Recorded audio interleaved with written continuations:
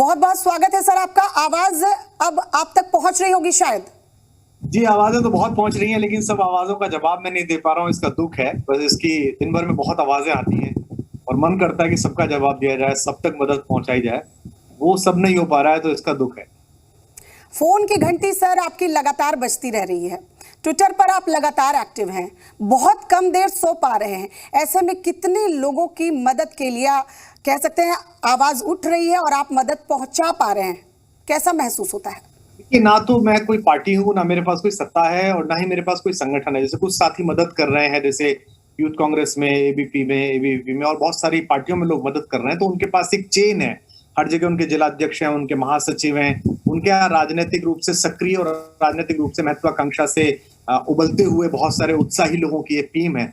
मेरे पास तो प्रशंसकों की एक टीम है पूरे देश में, पूरी दुनिया में, और मेरे साथ कंधे से कंधा मिलाकर काम करने वाले कुछ मित्रों का सहयोग है। तो दिन भर में जितने केस आते हैं, जितने हम लोग सुनते हैं, मुझे नहीं लगता कि हम उसके 25% भी अभी सॉल्व कर पा रहे हैं। कोशिश है कि इस प्रतिशत को बढ़ाया जाए, और विशेष रूप से अब जब बात गांव तक पहुंच रही है तो उस पर पिछले 3-4 दिन से ज्यादा काम कर रहा हूं मैं। और कोविड केयर किट नाम से एक चीज मैंने बनाई है और सोची है, बहुत सारे लोगों ने सोची होगी, जिसमें लक्षण दिखते ही पहले 10 दिन का सारा उपचार, साथ में कुछ मास्क, ग्लव्स और जो जिंक की गोलियां हैं, वो कैल्शियम की गोलियां हैं, जो आइवरमेक्टिन है, जो वो एजिथ्रोमाइसिन है, वो डोलो है, पैरासीटामोल है, वो, और एक 2-3 पेज का एक फोल्डर जिसमें कब क्या होने पर क्या क्या करें, ये चीज मैं गांव तक पहुंचाने की कोशिश कर रहा हूं। और कोशिश है कि अभी आसपास के 11 गांव तो मैंने जोड़ लिए, वहां के प्रधानों से बात कर लिए, और धीमे धीमे हर दिन इसमें 20-30-50 गांव जुड़ते चले जाएंगे। तो कुछ हजार गांव जोड़कर वहां बातें पहुंचाने की और वहां दवाएं पहुंचाने की कोशिश है। कुमार जी, कैसे कैसे ये सिस्टम आपने तैयार किया है? पूरी टीम होगी आपकी जो काम कर रही है। ये किट आपने खुद तैयार किया, किस तरीके से किट तैयार करने का आइडिया आया और कैसे गांव को जोड़ा जा रहा है? मैं जहाँ रहता हूँ, जहाँ इस समय आप मुझसे बात कर रही हैं, मेरा गांव है, मेरा घर है जहाँ मैं गांव में रहता हूँ। तो जो लोग यहाँ मेरे यहाँ काम करने के लिए आते हैं, हमारे माली आते हैं और कुछ और लोग आते हैं, उनसे मैं पूछता हूँ कि गांव में क्या स्थिति है। तो गांव में तो स्थिति, पश्चिमी उत्तर प्रदेश, हम बहुत संपन्न जगह पर हैं। ये बहुत संपन्न इलाका है पश्चिमी उत्तर प्रदेश का। यहाँ लोगों के पास काफी पैसा और सुविधाएं हैं और सरकारों ने भी बहुत यहाँ काम किए हैं। फिर भी गाँवों में बहुत सारी दवाइयां नहीं है। लोगों ने पैरासीटामोल ही रख लिया, तो पैरासीटामोल भी नहीं है वहां पर। एजिथ्रोमाइसिन तो छोड़ ही दीजिए, भूल ही जाइए आप। और जिंक और कैल्शियम की गोलियां तो बिल्कुल ही भूल जाइए। मास्क वहां नहीं है। तो हमने कोशिश की कि लोगों से हमने मदद मांगी, कुछ हमने खुद खरीदा और कुछ लोगों ने हमें मदद दी। कल ही एक साथी ने मुझे कहा कि मैं आपको 1 लाख पैरासीटामोल की गोलियों के जो पैकेट्स हैं, मतलब 1 लाख गोलियां टोटल होंगी, जितने भी पैकेट्स में होंगी, 10-10 एक में होती हैं, तो आप मान लीजिए कितनी हुई वो, तो ये मैं आपको दे दूंगा। कुछ और लोगों ने कहा कि मैं आपको मास्क दे दूंगा। कुछ लोगों ने कहा कि मैं आपको 50 पैकेट के ऊपर 1 ऑक्सीमीटर दे दूंगा, यानी कि 50 लोगों के ऊपर 1 ऑक्सीमीटर। तो ऐसे साधनों को इकट्ठा कर रहे हैं और आपके चैनल के माध्यम से अपील भी कर रहे हैं कि जो भी लोग ऐसे हों वो अप्रोच करें। वो हमारे फेसबुक पेज पर, मेरे ट्विटर पर, मेरे इंस्टाग्राम पे, जो व्हाट्सएप नंबर हम अपने वीडियो पे देते हैं, उस पर अप्रोच करें और साथ आए। तो एक उसमें जो उत्तर प्रदेश सरकार का या एम्स का या WHO का गाइडलाइन है, उस गाइडलाइन को हम छपवा के हिंदी में, सरल हिंदी में, कि प्रोन पोजीशन में कैसे लेटना है, अगर बुखार हो तो इतनी ये गोली खानी है, बुखार ना हो तो अवॉइड करनी है, सांस प्राणायाम ऐसे करना है, तो ये पहुंचाने की कोशिश कर रहे हैं। मुश्किल काम है, लेकिन मैं लोगों से अनुरोध कर रहा हूं कि वो मेरे जो मैं काम कर रहा हूं, ठीक है, वो अपने यहाँ ऐसा ऐसा काम करें। वो अगर हमसे संपर्क नहीं कर पा रहे तो अपने आसपास के 5 गांव देख लें, 100 घर देख लें, 200 मरीज देख लें, तो भी बहुत बड़ा एहसान होगा। इस चुनौती से भिड़ने के लिए उनका जो योगदान है वो काफी बड़ा होगा इस देश में। कुमार जी, क्योंकि आप स्थिति को बहुत नजदीक से देख रहे हैं और आपसे लोग मदद भी मांग रहे हैं, मदद आप पहुंचा भी रहे हैं, तो ऐसे में उत्तर प्रदेश के साथ साथ पूरे देश की अगर तस्वीर कह ले, कहां कहां से फोन आते हैं, कहां कहां से मदद मांगी जाती है और कितनों की मदद कर पाते हैं? जैसे हमारा प्लाज्मा डोनर्स में जो हमने काम शुरू किया था, उसमें हम दिन भर में 10 से 12 लोगों को, और कई बार अधिक भी, कई बार कम भी लोगों को प्लाज्मा पहुंचा देते हैं। इसमें बड़ी आश्चर्य की बात होगी कि जो वेल टू डू लोग हैं, जिनको ज्यादा समझ है कि प्लाज्मा से कैसे जान बच सकती है, वो थोड़ा हिचकिचाते हैं। लेकिन जो छोटे B टायर सिटीज हैं, C टायर सिटीज है, कस्बे हैं, वहां के लड़के लड़कियों में ज्यादा उत्साह है। वो दूर दूर चल के आ रहे हैं। आज सुबह ही मैंने ट्वीट किया, आपने देखा होगा, हमारा एक सिख युवक है, वो दिल्ली से चल के आया है। बंबई से कुछ लोग फ्लाइट पकड़ के आए, कुछ लोग छोटे छोटे कस्बों से, हापुड़ से, काशीपुर से, जयपुर के पास के झुंझुनू से, चौमू से, वहां से लोग कॉल कर रहे हैं कि मैं प्लाज्मा देने को तैयार हूं, मैं रिकवर हो गया था 1 महीना पहले। तो इस पर भी हम ऐप पर काम कर रहे हैं और मुझे लगता है कि अगले 48 घंटे में हम एक ऐप लॉन्च कर देंगे जो हर मोबाइल पर उपलब्ध होगा, हर जगह उपलब्ध होगा, जहां डोनर अपने आप को रजिस्टर करा सकता है और जहां डॉक्टर्स का पैनल उसकी स्क्रीनिंग कर लेगा और वरीयता के आधार पे जिनको चाहिए उनसे उनको कनेक्ट करा देगा। बहुत ही मतलब कह सकते हैं कि सरल तरीके से कोशिश की जा रही है कि लोगों तक पहुंचा जाए और लोग खुद कैसे कनेक्ट हो। ये बेहतरीन काम इस वक्त आपदा के वक्त में आप कर रहे हैं कुमार विश्वास जी। लेकिन क्योंकि आप एक कवि हैं और आपकी ही कविता की कुछ पंक्तियां इस वक्त मुझे याद आ रही है। कोई दीवाना कहता है, कोई पागल समझता है, मगर धरती की बेचैनी को बस बादल समझता है। इस वक्त देशवासियों की बेचैनी को कौन समझे? देश की स्थिति को देखते हुए आपको क्या कुछ ऐसी पंक्तियां याद आती हैं कि इस वक्त ये जरूरत है देश की? है कि ये व्यवस्था ने हमको, मैं irrespective of the political parties बोलूंगा, व्यवस्था ने हमको चौराहे पे खड़ा कर दिया। जैसे आप घर में आकर सोते हैं तो आपके घर में जो सबसे सीनियर सदस्य होता है, पिता हो, भाई हो, पति हो, पत्नी हो, तो बच्चे निश्चिंत होकर सोते हैं कि दरवाजे ठीक से बंद हो गए हो। बच्चे निश्चिंत होकर सोते हैं कि रात में घर में पानी नहीं भरेगा, आग नहीं लगेगी। बच्चे निश्चिंत होकर सोते हैं कि कोई जरूरत होगी तो पिता से बोलेंगे, माँ से बोलेंगे, वो पूरी होगी। तो शासक अभिभावक होता है, शासक का धर्म होता है कि वो ऐसी आपदा के लिए योजनाएं बना के रखे, चीजें तय करके रखे और उसमें आगे से भिड़े। मैं सारी पॉलिटिकल पार्टी के लीडर्स से पूछना चाहता हूं, आप जो ये चुनाव प्रबंधन में जो अपनी एनर्जी झोंकते हैं, मेरा बूथ सबसे मजबूत, और एक एक गली में आप भिड़ जाते हैं, कोरोना से आप नहीं भिड़ सकते? हमसे लोग पूछ रहे हैं चैनल्स पे कि आपको बेड कैसे मिल रहा है? आप किसी को फोन करते हो, बेड मिल जाता है, सुबह से शाम तक इतने सारे लोग आपको बेड के लिए कहते हैं और उसके बाद एडमिट होने के बाद ट्वीट करते हैं कि आपके बेड मिल गया। कैसे मिल जाता है भाई? परसेप्शन है। लोगों को उम्मीद है कि दलाली नहीं कर रहा होगा, लोगों को पता है कि किसी भले आदमी के लिए बोल रहा होगा, लोगों को पता है कि अपने घर नहीं भर रहा होगा। तो अगर आप सांसद लोग, आप विधायक लोग, आप मंत्री लोग, आप जिला परिषद के सदस्य लोग, आप जितने भी पार्टी के लोग हैं, अगर रीच आउट करेंगे रिसोर्सेज पर, थोड़ा खोल देंगे अपने मन का खजाना अपने हाथों को, तो आप बचा पाएंगे। और याद रखिएगा, इस बार जीडीपी का मसला नहीं है, इस बार पेट्रोल डीजल का मसला नहीं है, इस बार जानों का मसला है। लोगों ने अपने प्रियजन खोए हैं, लोगों के प्रियजन अस्पताल न मिलने की वजह से मरे हैं। मैं आपसे एक बात पूछता हूं, आदमी इस दिन के लिए कमाता है, इस दिन के लिए पढ़ता है कि पिता को जरूरत पड़े तो मैं काम आ जाऊं, बिल्कुल, माँ को जरूरत पड़े तो मैं काम आ जाऊंगा।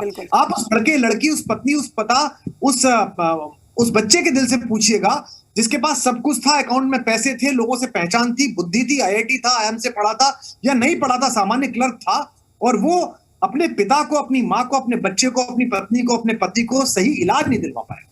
मैं कल सुबह जगह 5:30 बजे कॉल से, इतने बड़े शिक्षाविद थे वो हापुड़ के अतुल पंडित जी और उनके समधी वागीश दिनकर, देश के बड़े कवि, वो लोग सुबह से लगे रहे, मैं भी लगा रहा, हमारे नोएडा के कमिश्नर लव साहब लगे रहे, और हमको जाके 9 बजे 10 बजे एक बेड जैसे तैसे जुटा पाए हम 5 बजे से 5 घंटे मेहनत करके। और जब बेड जुटा तब तक उस आदमी की सांसों की जो पटरी है वो उखड़ गई और वो आदमी चला गया इस युवा अवस्था में।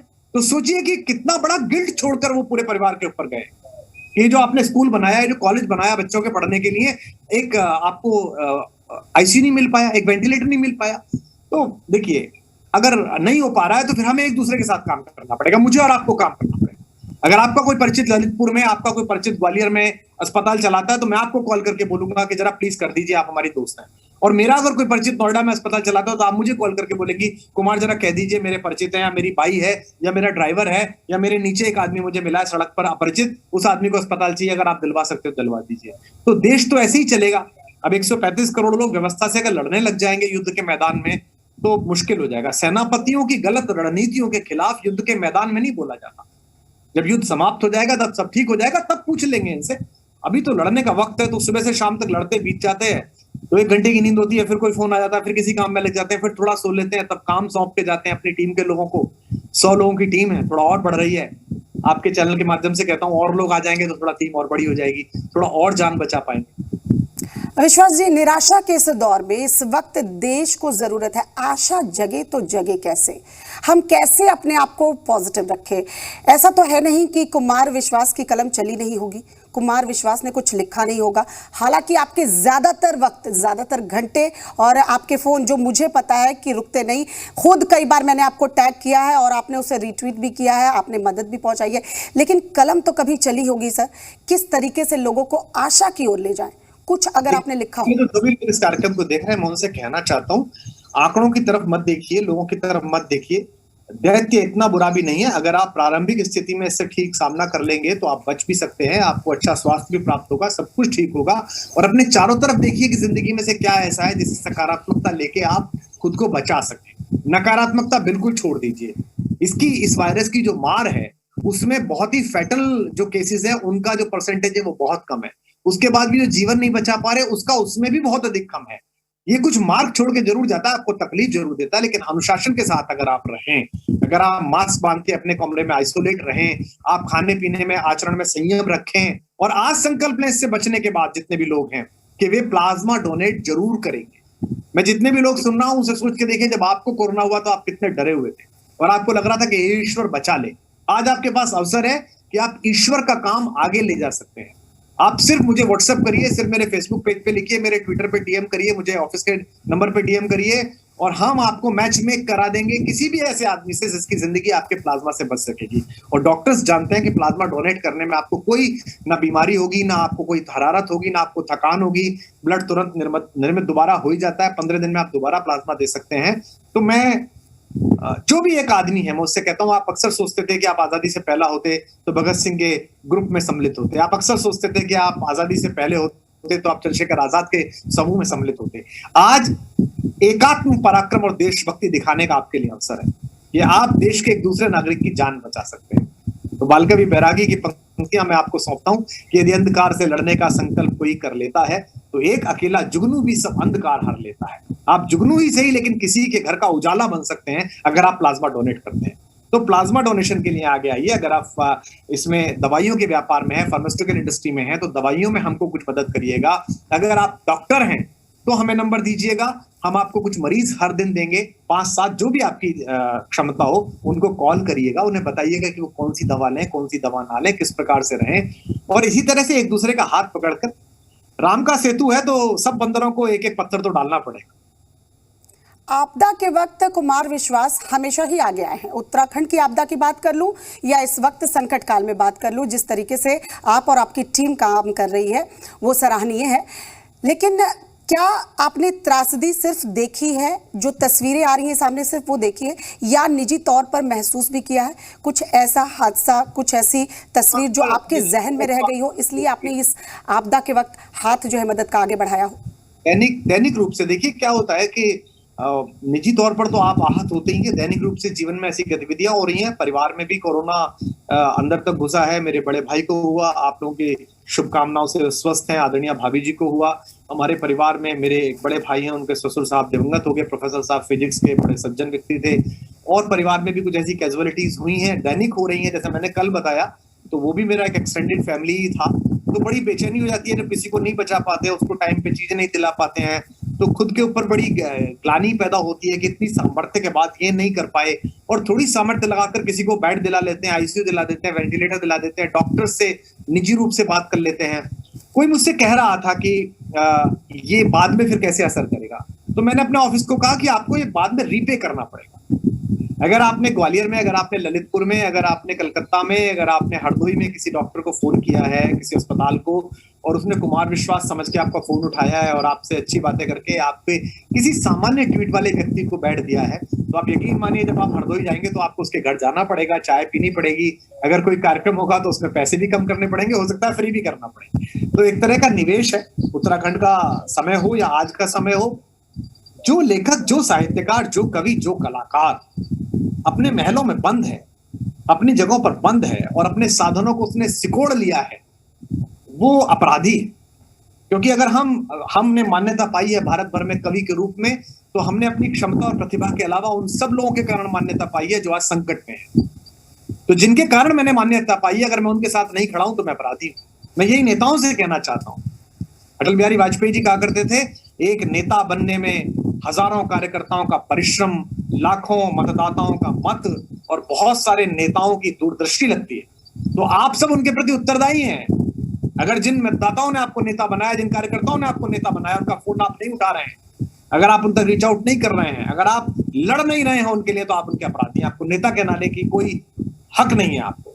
तो हम साहित्य में, कविता में थोड़ा बहुत हमें स्नेह लोग करते हैं, प्रेम करते हैं इस देश के लोग, तो हमारा उत्तरदायित्व तो बनता है कि जब वो कराहें तो आप सामने आए।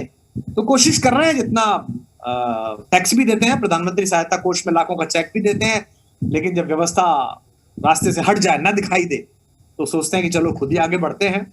कई बार हमको लोग आईना भी दिखा देते हैं। एक IAS अधिकारी ने हमें बोल भी दिया कि तुम हो कौन, लेकिन फिर भी हम अकेले हैं। मिलते हैं कुमार विश्वास जी, क्या वाकई में ऐसे लोग कुमार विश्वास को भी मिलते हैं कि वो इस तरीके से कहते हैं इस आपदा के वक्त कि तुम हो कौन? जी, मैंने एक जगह पर मुझे फोन आया कि एक 8.5 महीने की गर्भवती महिला है, उसको अस्पताल नहीं मिल रहा है। तो मैंने वहां कोशिश की बात करने के लिए, तो वहां के जिलाधीश से मैंने कहा कि इन्हें अस्पताल दिला दीजिए जी, मैं देखता हूँ। फिर मैंने कहा अच्छा अस्पताल नहीं दिला पा रहे हैं, 2 घंटे बाद कहा तो इनको ये वाली दवा दिला दीजिए, फेविप्रू क्या है, इसकी जरूरत पड़ रही है, नहीं मिल रही है। उसने कहा मैं आपको बताता हूँ। फिर जब ये भी नहीं हुआ तो मैंने नोएडा में एक जगह उनके लिए अस्पताल की व्यवस्था कर दी, और मैंने कहा कुछ भी नहीं दिला पा रहे तो 60 किलोमीटर दूर है, एक एम्बुलेंस दिला दीजिए बस शाम को। तो उन्होंने मुझसे कहा कि आप हैं कौन? आप मंत्री हैं, सांसद हैं, विधायक हैं, मेरे सीनियर अफसर हैं जो मुझे हर बार फोन कर देते हैं। तो मैंने कहा साहब मेरे से गलती हो गई, तो मैंने ट्वीट तो कर दिया इस बात का, लेकिन वहीं के एक अस्पताल के मालिक को जब पता चला, उन्होंने मुझे कॉल किया, उन्होंने कहा अरे आप कैसी बात करते हैं, मेरी माँ अपने अपने राम सुनती हैं, आपका एहसान है हमारे परिवार पर, आप भेजिए उस बच्ची को, मैं भी दाखिल करता हूँ। संयोग से बच्ची और उसके जो गर्भस्थ शिशु है दोनों सुरक्षित हैं। फिर तो कई लोगों के फोन भी आए, सरकार से भी कई बार फोन आए, मुख्यमंत्री कार्यालय से भी आया कि किसने बोला। मैंने कहा ये महत्वपूर्ण नहीं है, हो सकता है वो अधिकारी भी दबाव में हो। निश्चित रूप से हम संवैधानिक रूप से शक्तिशाली लोग नहीं है, लेकिन नैतिक रूप से शक्तिशाली हैं, और नैतिकता के आधार पर हमारी जिम्मेदारी बनती है कि हम जो भी हमारी तरफ मदद के लिए पुकार बढ़ाए, हम हर पुकार पर अपना कान रखें और जितनी सामर्थ्य है उसके हिसाब से उसे सहायता पहुंचाएं। जी, जो लोग, जो दर्शक इस वक्त आपको देख रहे हैं, जो इस वक्त कहीं ना कहीं हताश, निराश हैं, उनके लिए कुमार विश्वास क्या मैसेज देना चाहते हैं? मैं उनसे यही कहना चाहता हूं कि इससे बुरी परिस्थितियां इस देश ने झेली, इससे बुरा समय हमने झेला है, ये तो कोई समय नहीं है। बस आप ध्यान रखिएगा कि इस समय जो लोग स्वार्थ कर रहे हैं, मुझे बड़ा आश्चर्य हुआ कि एक बच्चे को हमने नोएडा में एक अपार्टमेंट से JP अस्पताल तक भेजा, तो एम्बुलेंस वाले ने उससे 10,000 रुपए ले लिए, और जब वहां उस अस्पताल में जगह नहीं मिली, हमने दूसरे अस्पताल, कैलाश अस्पताल में उसकी व्यवस्था कराई, तो उसने कहा यहां तक के 10,000 थे, दूसरी जगह के 10,000 थे। तो मैंने उस एम्बुलेंस वाले को फोन पर कहा मैं वो फला आदमी बोल रहा हूँ यार, और ऐसा नहीं है कि इसी दुनिया में रह जाओगे, दूसरे लोग भी जाओगे, वहां भी तुम्हारा ईश्वर, तुम्हारा खुदा तुम्हें मिलेगा, तो उसे क्या जवाब दो? तो बड़ा रुआसा हो गया, उसने कहा साहब गलती हो गई, और उसने वो पैसे भी वापस किए, और जो ठीक पैसे थे वो लिए। मैं उसको धन्यवाद देना चाहता हूँ। मैंने कहा ध्यान रखो यार, तो जितने भी लोग कालाबाजारी कर रहे हैं, सिलेंडर्स की जमाखोरी कर रहे हैं, मैंने देखा कि कल सरकार में बैठे हुए लोगों के सिलेंडर पकड़े जा रहे हैं, सरकार के जो टिकट लोग हैं उनके ऑक्सीजन कंसंट्रेटर पकड़े जा रहे हैं। थोड़ा शर्म लिहाज करें, भगवान के बारे में सोचें, और अगर इतना ही सिलेंडर बचा रहे हैं तो अपने घर की छत पर थोड़ी लकड़ी भी रखवा लीजिए, क्योंकि आपके कुकर्मों पर मुझे पूरा भरोसा है कि उन लकड़ियों की आपको व्यवस्था पड़ेगी, और शमशान में भी वेटिंग चल रही है। बहुत हार्ड हो गए हैं विश्वास जी, आपने इस तरह की बात कही, आपको भी थोड़ा लगा तो जरूर होगा कि आप हार्ड हो गए, लेकिन मैं इन शब्दों के साथ खत्म करना नहीं चाहूंगी क्योंकि वक्त कम है। तो मैं चाहूंगी कि कुछ ऐसी पंक्तियों के साथ आप इस वार्तालाप को खत्म करें, इस इंटरव्यू को। जो लोग सुन रहे हैं उनमें जो निराशा है वो खत्म हो। कोई निराशा का कारण नहीं है। देश 135 करोड़ का है, एक बहुत छोटा नंबर कोरोना से ग्रसित है, उससे भी बहुत छोटा नंबर जो है वो सीरियस है, और उससे भी बहुत छोटा नंबर जो है वो खुद को बचा नहीं पा रहा है। इतने सारे लोग सुरक्षित हैं, और इतने सारे लोग अगर सोशल डिस्टेंसिंग का पालन करेंगे, कोरोना के नियमों का पालन करेंगे, और सरकारों की तरफ मुंह करके उनकी आलोचना करने की बजाय या उनसे अपेक्षा करने की बजाय एक दूसरे की मदद के लिए आगे आएंगे, तो वो दिन दूर नहीं कि आने वाले कुछ ही दिनों में हम कोरोना को परास्त कर देंगे। मैं आपसे वादा करता हूं कि आप सब बस एक साथ जुड़ जाइए। मान लीजिए कि कोई नहीं है बचाने वाला, आपके अंदर का ईश्वर दूसरे व्यक्ति को बचा सकता है। तूफानी लहरें हों, सागर के पहरे हों, सागर के मांझी मत मन को तू हारना, जीवन के क्रम में जो खोया है पाना है, पतझड़ का मतलब है फिर बसंत आना है। तो ये जो पतझड़ है, इसके बाद बसंत आएगा, हम फिर मुस्कुराएंगे, फिर आपके शहर में आके कविताएं सुनाएंगे, लेकिन अभी तो एक एक जान और एक एक सांस बचाने के लिए लड़ रहे हैं।